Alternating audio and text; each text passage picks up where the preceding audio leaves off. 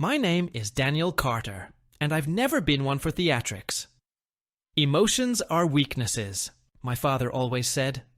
His name was Robert Carter, a relentless man who built an empire from nothing and turned it into a fortress. He was distant, calculating, and I soaked up every lesson he ever taught me, even when I swore I'd never become like him. If you had asked me 10 years ago whether I believed in fate, I would have laughed. But here I am now, walking straight into a storm I never saw coming.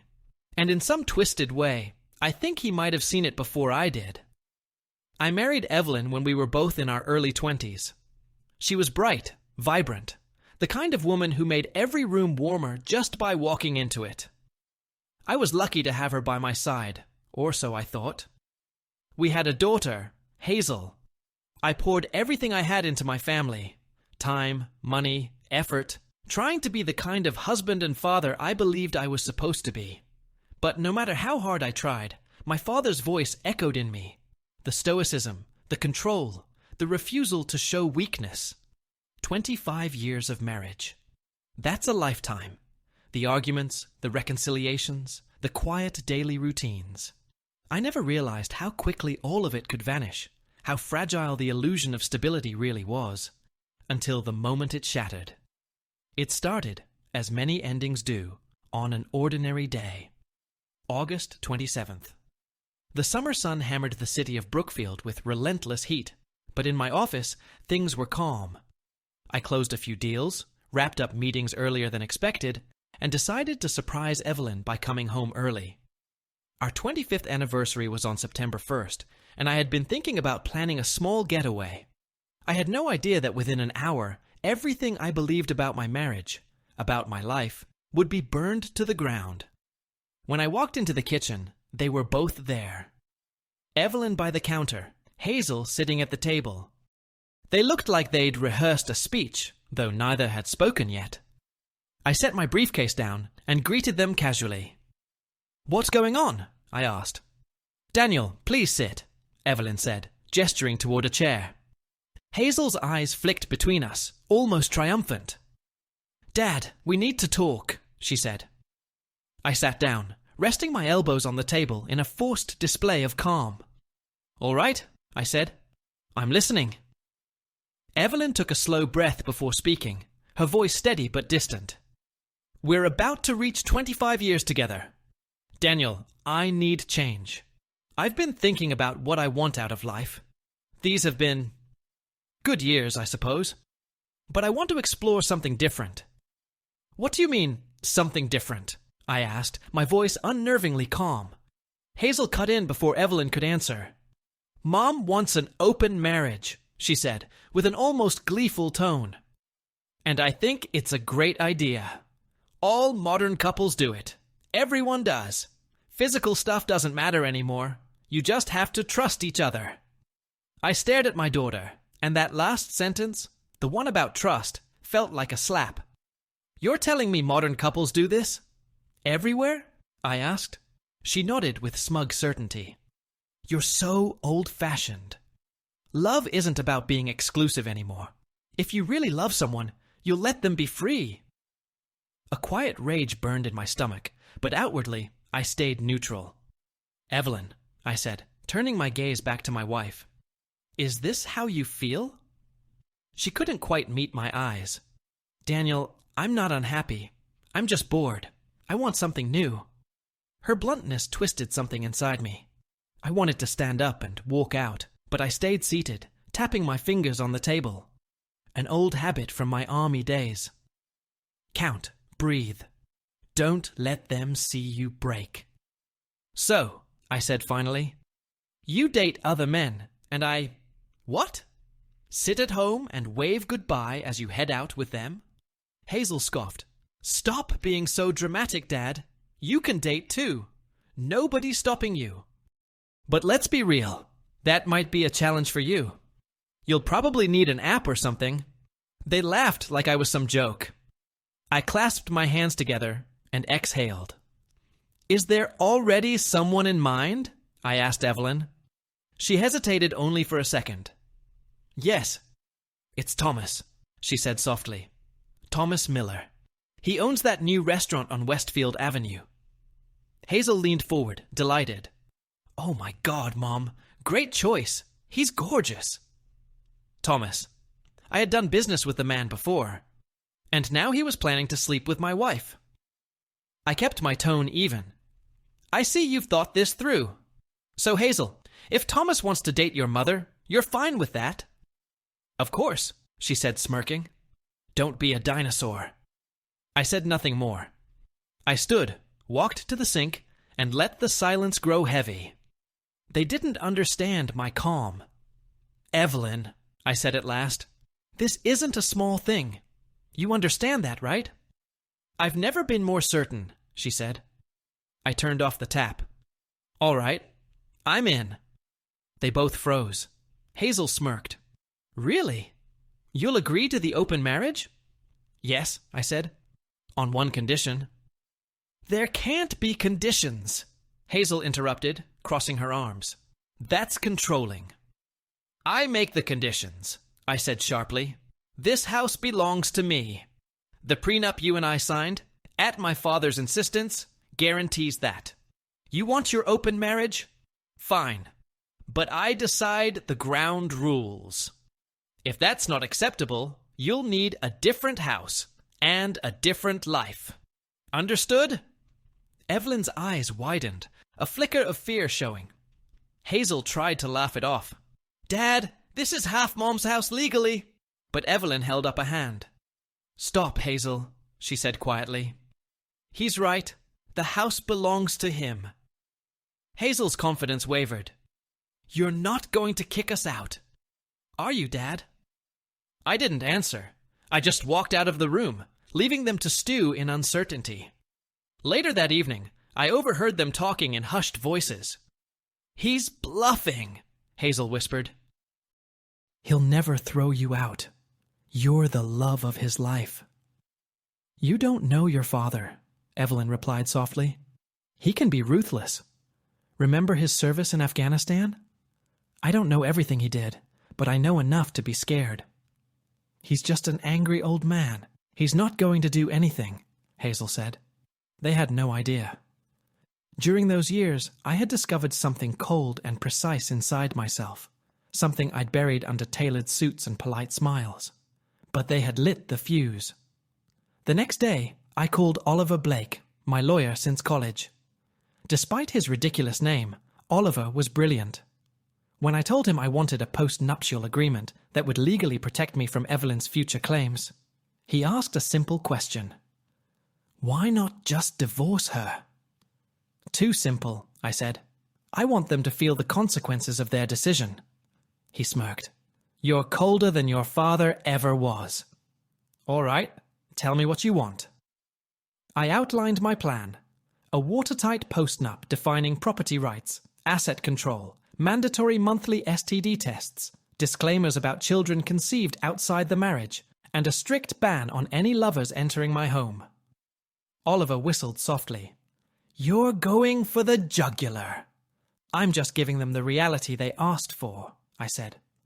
2 days later, we met in Oliver's office. Me, Evelyn, Hazel, and Evelyn's newly hired attorney, a tall, poised woman named Dana Crow. Dana's expression tightened with each page she read. By the time she reached the final section, she set the papers down with a controlled thud. This clause, Dana said coolly, states that if Evelyn files for divorce while the open marriage arrangement is active, she forfeits any claim to alimony or spousal support. She cannot claim the house. She cannot claim the business. She is barred from bringing any partner into the marital home. That would include Mr. Miller or anyone else. Evelyn's face hardened. Daniel, this is excessive, she said, looking at me. No support at all. If you choose to walk out for a new lover, I said evenly, why should I finance that? We already agreed to a prenup before we married. My father insisted on it. This simply clarifies how an open arrangement interacts with those terms. Your share of the household essentials remains my responsibility. Your extracurriculars are on your dime. Hazel snapped, her voice sharp. You're humiliating her. This is disgusting. No, I said, holding Hazel's gaze. Your mother is free to do what she wants. You said yourself that love isn't about money. If Thomas is as successful as you claim, he won't let her pay for anything anyway. Right? Evelyn inhaled slowly and lifted her chin. Fine, she said with brittle calm. I'll sign. Dana, let's finalize it. Dana grimaced. It's unusual, borderline unconscionable. I'm comfortable, Evelyn said, eyes locked on me. He's trying to intimidate me, but I'm not afraid. Hazel crossed her arms tighter. Mom, are you sure? I'm sure, Evelyn replied. Oliver slid the documents forward, and Evelyn signed with deliberate strokes, as if each letter were an act of defiance. Part of me respected the boldness. Another part recognized how completely she had just given away her leverage. The next few weeks, I moved on autopilot. At the office, I performed as usual. Negotiations, expansions, calls. But outside of work, a colder analysis took root. Evelyn wasted no time setting her date with Thomas.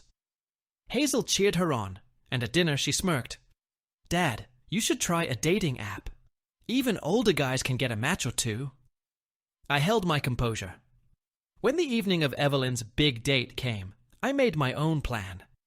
If she wanted Thomas, the owner of a polished restaurant, I would ironically call his daughter Sophia. She was 22.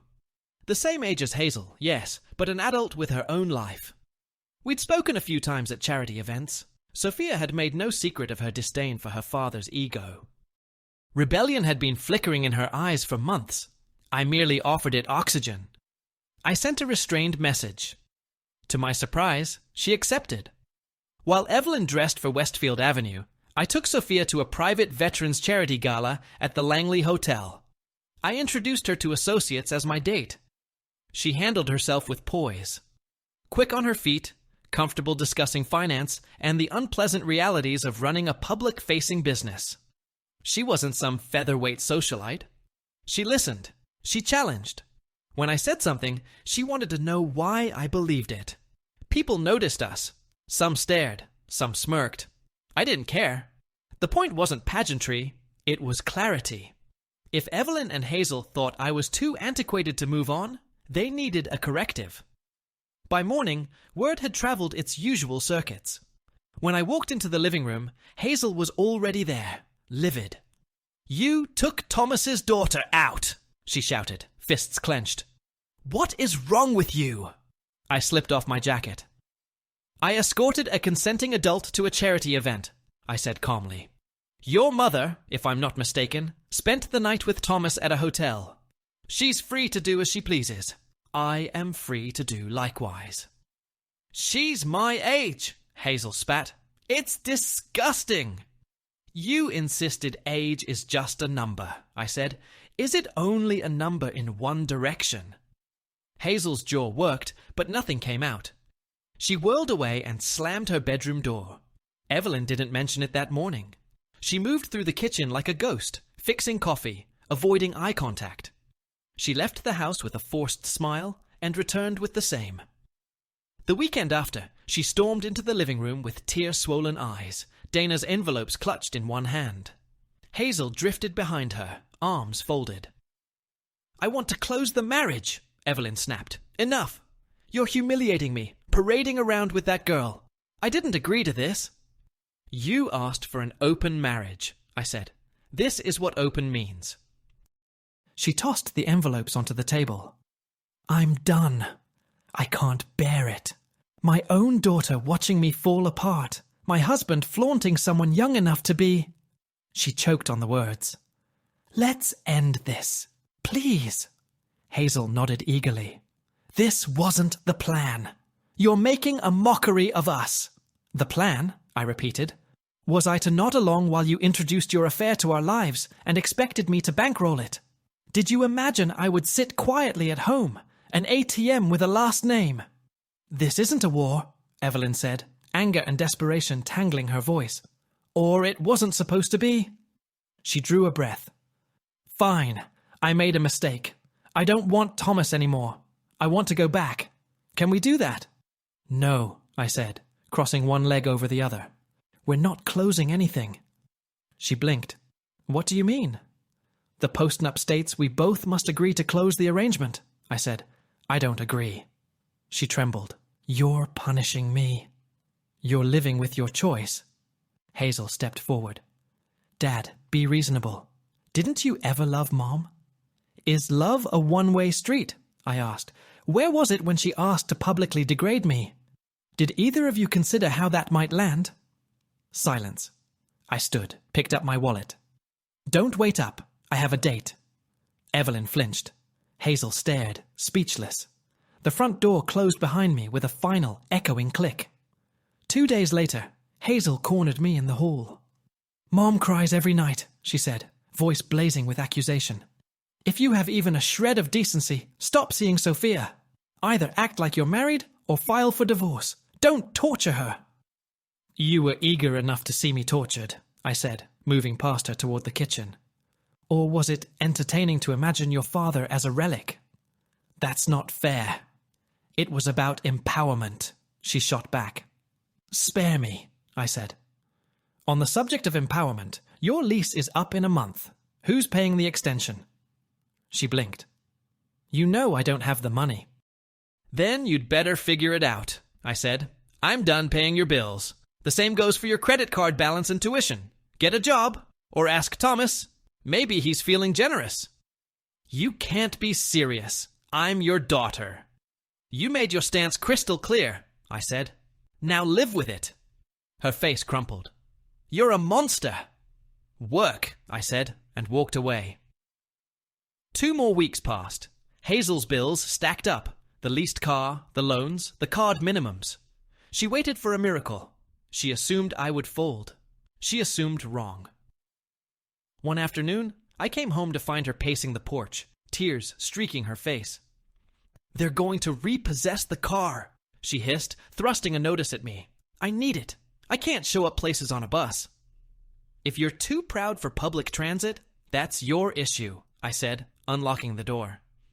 You promised you'd take care of me through college, she said, following me inside. Are you really going back on your word? My condition was respect, I said. Instead, you and your mother tried to humiliate me. So yes, I'm changing the terms. I can't pay any of this, she cried.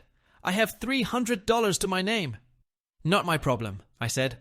Ask your mother's suitors. That's cruel.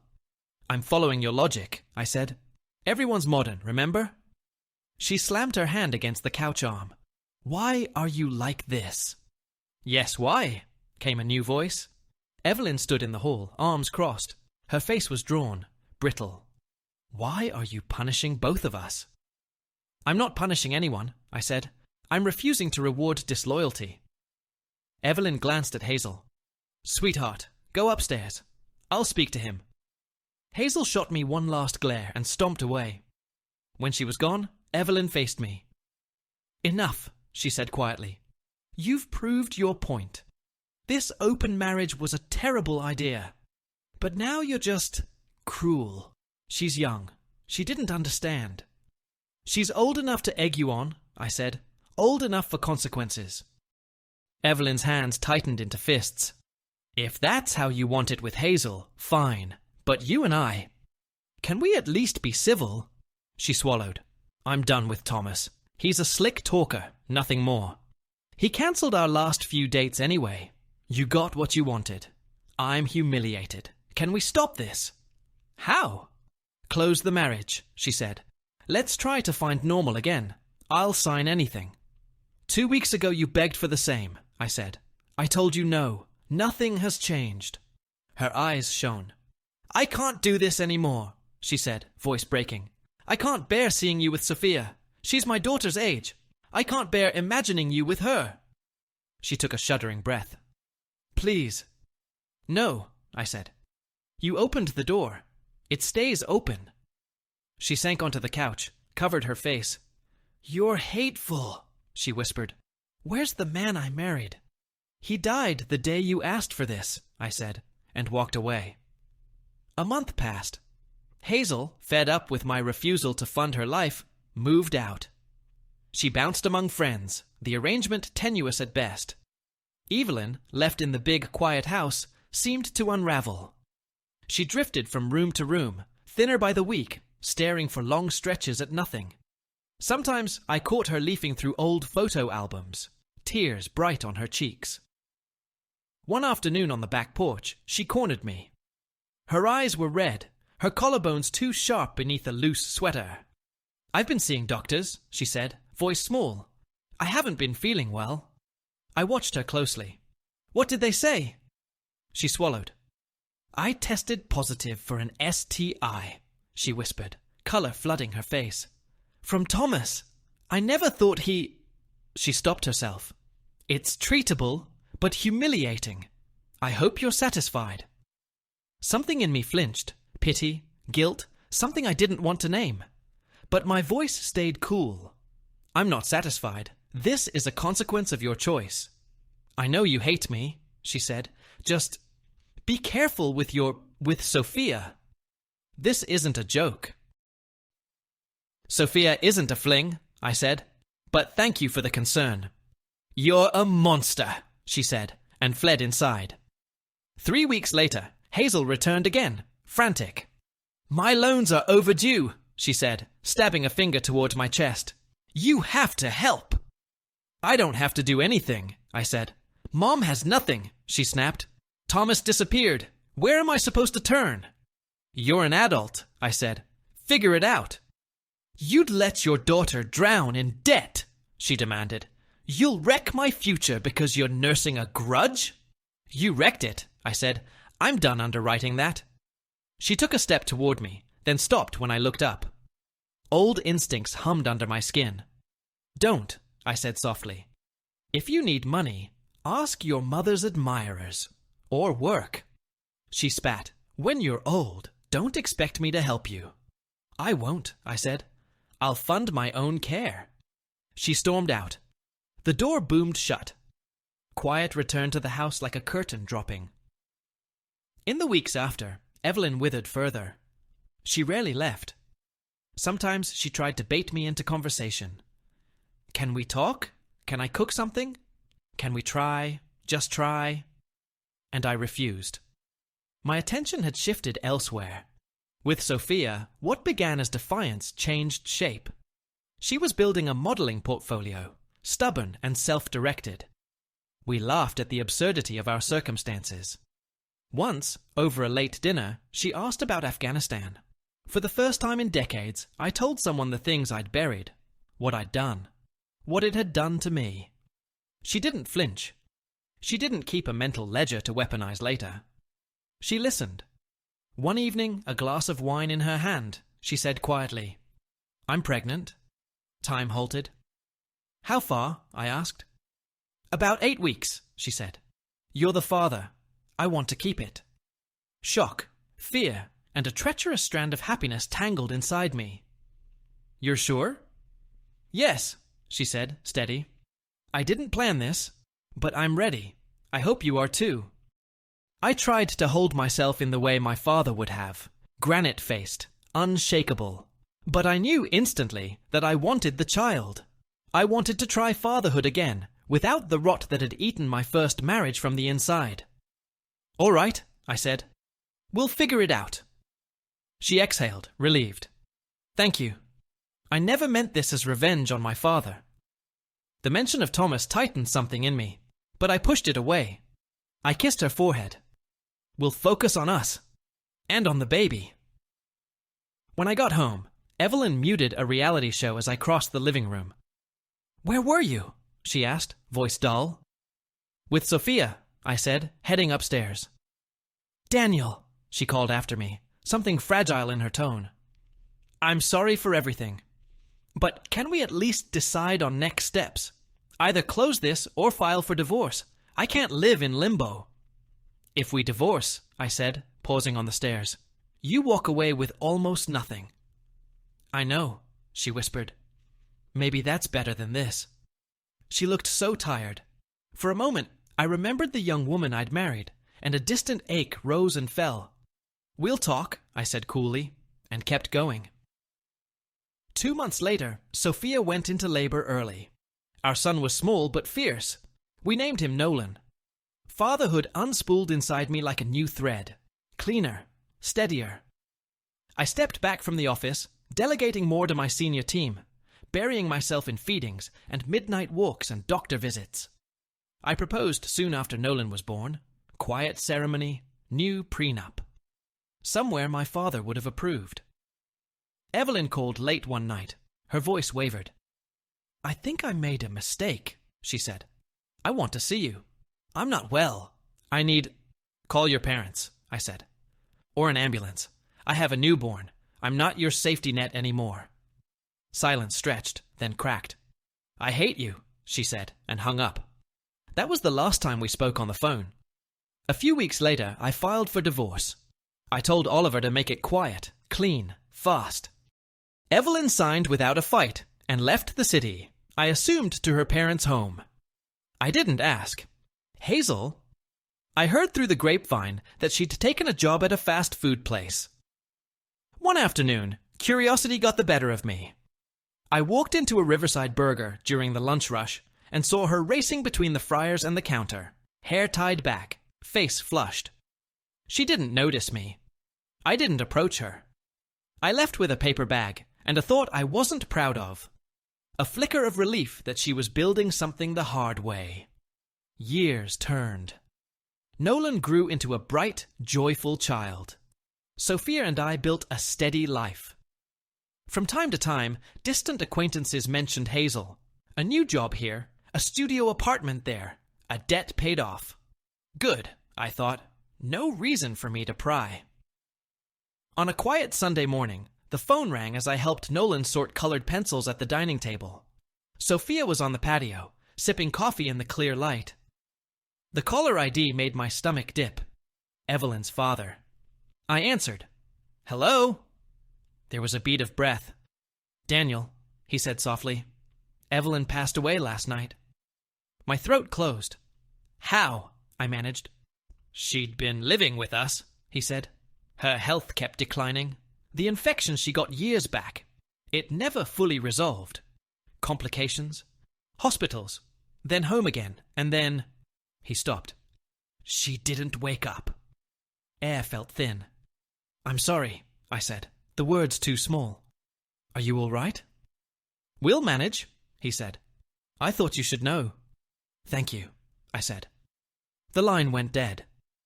I stood staring at the quiet phone as Nolan carefully shaded a paper airplane in bright, impossible blues.